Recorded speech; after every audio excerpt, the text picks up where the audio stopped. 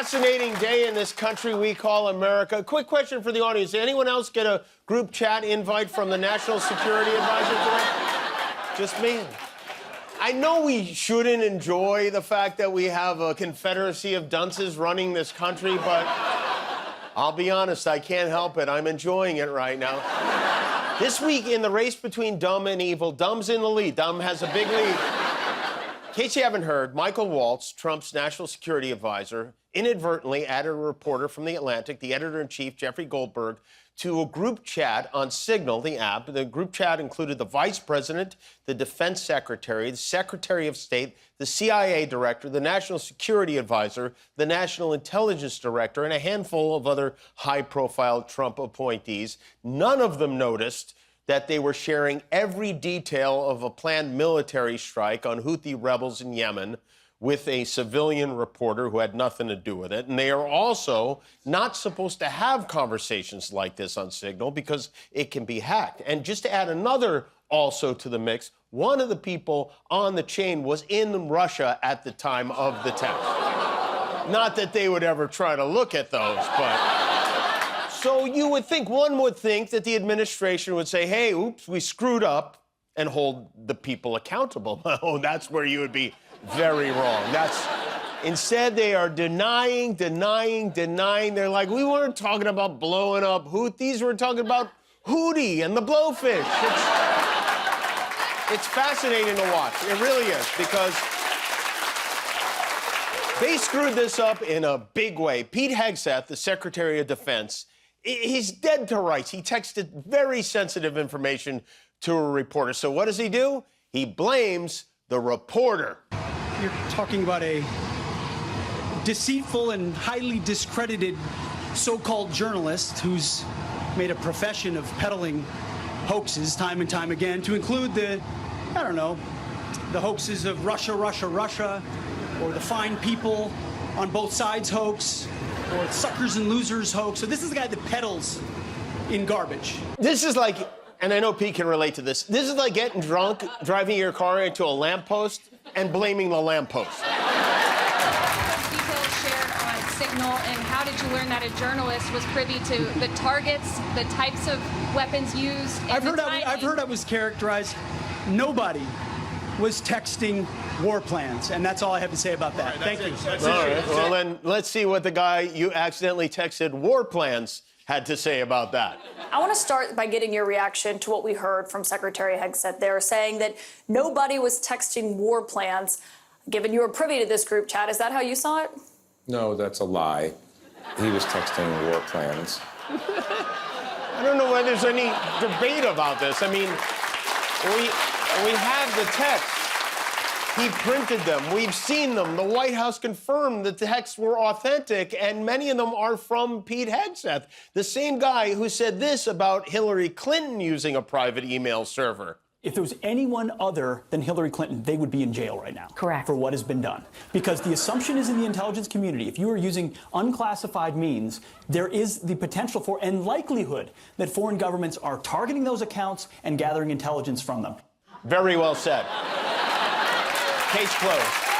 We rest, Your Honor. Oh, man. I bet Hillary is walking around the woods laughing her ass off today. Lock them up. Lock them up. Hegseth wasn't the only one with a history of contradictory thoughts on this subject. Mike Waltz, the dummy who actually added the reporter to the chain in the first place, wrote this about his predecessor in 2023. He wrote, Biden's sitting national security advisor, Jake Sullivan, sent top-secret messages to Hillary Clinton's private account. And what did DOJ do about it? Not a damn thing. And Secretary of State little Marco Rubio, who was on the chain, had some big thoughts about it, too. The exposure of American sensitive information to foreign intelligence agencies by communicating in an insecure manner is incompetence, it is malpractice, it's inexcusable. I couldn't agree more. You nailed it. Precisely. But that was back in 2015. Here's what Marco Rubio today had to say. Secretary Rubio, will you comment on the Signal group chat that you were involved in? Yeah. Sorry, I don't have time to chat right now. I gotta scurry off and hide in a mouse hole. Oh, they must want to kill Mike Waltz for you idiot. In any other world, these people would be fired or worse for something like this. Instead, they keep saying, oh, this information wasn't even classified, as if they wanted people to know about it. And they fired up the fair and balanced right-wing news media today to do their best to cover their tracks. Did you hear about the snafu? Can we call it a snafu? A little bit of an oops maneuver? I mean, mistakes happen.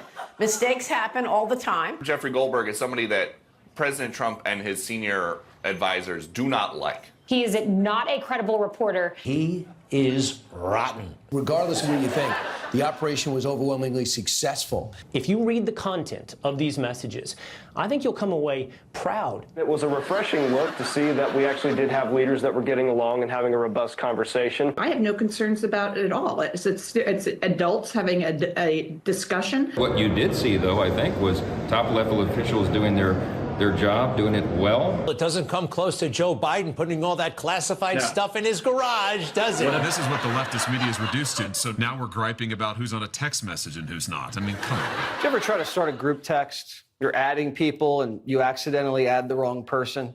All of a sudden, your Aunt Mary knows all your raunchy plans for the bachelor party. Well, that kind of happened today with the Trump administration. Right. It's like a bachelor party thing. Come on now. Aunt Mary will understand. She's cool. Remember when we caught her smoking weed? We didn't say anything then.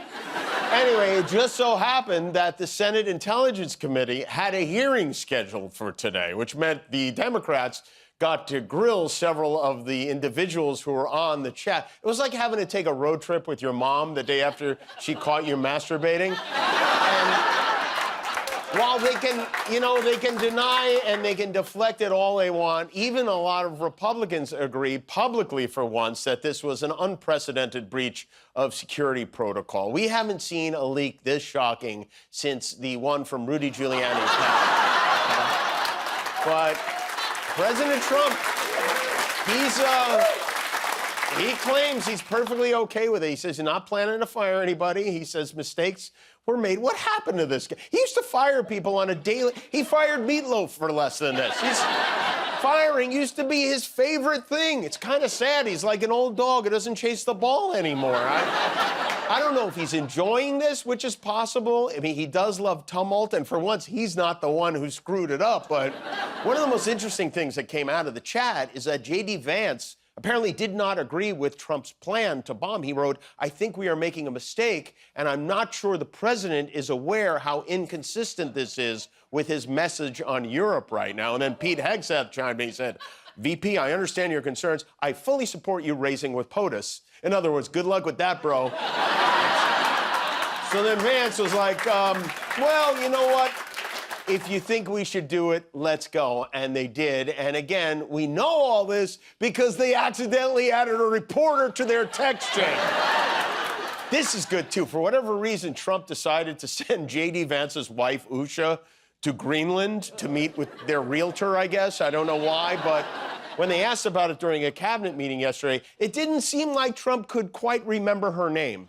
Greenland is confused about the Second Lady and the National Security Advisor visiting this week. I thought it would be I have great respect for the wife of our great vice president. I think she's she's a brilliant woman. She's a very nice woman. And she loves the concept of Greenland. Yeah, well, who doesn't? She loves the concept of Greenland. I've always said that about her. Whatever her name is, she loves the concept of Greenland. So that was yesterday. Today, we got the news that all of a sudden another Vance loves the concept of Greenland, too. Hey, guys, it's J.D. Vance, the vice president. And there was so much excitement around Usha's visit to Greenland this Friday that I decided that I didn't want her to have all that fun by herself, and so I'm going to join her. Yeah. In light of this embarrassing group chat scandal, I have decided to go thousands of miles away from here, too. If you need me, do not text me on Signal. Let me tell you something. This would be so funny if it was happening to another country. Meanwhile, speaking of other countries, in Florida, In Florida, they are running out of orange juice, of all things. The orange industry is getting hit hard by diseased crops. In Florida, even the trees have STDs now. In addition to the loss of crops, conservationists are worried because the trees, the orange trees, not only they provide oranges, they also provide shelter for the state's millions of invasive pythons. But there is some good news for the Sunshine State. Marjorie Taylor Greene is hard at work on the #1 issue Floridians care about most. I'm headed down to the Natural Resources Committee, where I will be presenting my bill to rename the Gulf of America. This will codify President Trump's executive order to rename the Gulf of America, its rightful name. Oh, come on, how cute is it? She's got the horse that kicked her in the head on her, right there on her shirt. Marge is one of many strong women that make this country great. March, as you know, is Women's History Month, and tonight we celebrate with the great champion of equal rights, our president, Donald J. Trump. Helen Keller, you know her, you love her, even though she was deaf, dumb, and blind as a rock. She couldn't speak, she couldn't see, and her golf game was a disaster. Couldn't putt to save her own life. But then a fantastic woman took the time to teach her how to read and write very well, even better than Eric. And she loved water, went crazy for it. Wah-wah is what she called it. Wah-wah. Poor girl couldn't say Diet Coke. Helen Keller wrote 12 books, but no one knows if they made any sense. Probably didn't. And then she campaigned for women voting, which I did very well with women. Record women voters, all for Trump. Thanks to Helen. They called her Helen. What a word, Helen. She liked Ike. He was not a great beauty either. Sometimes blind is good. In 1980, Helen got her own postage stamp, just like another American hero who couldn't talk very good, named Scooby-Doo. Scooby-Doo. Remember Scooby? Scooby loved his snacks. He loved them. He loved to lick and sniff. I hate dogs, but I love Scooby-Doo. Happy Women's History Month to all the haters and to Helen. Thank you, Mr. President. Guillermo, do you know how many subscribers we have on YouTube now? 20 million. That's right, yeah. That's why we're wearing these glasses. Thanks for being a subscriber. If you're not, help us get to 20,000,001.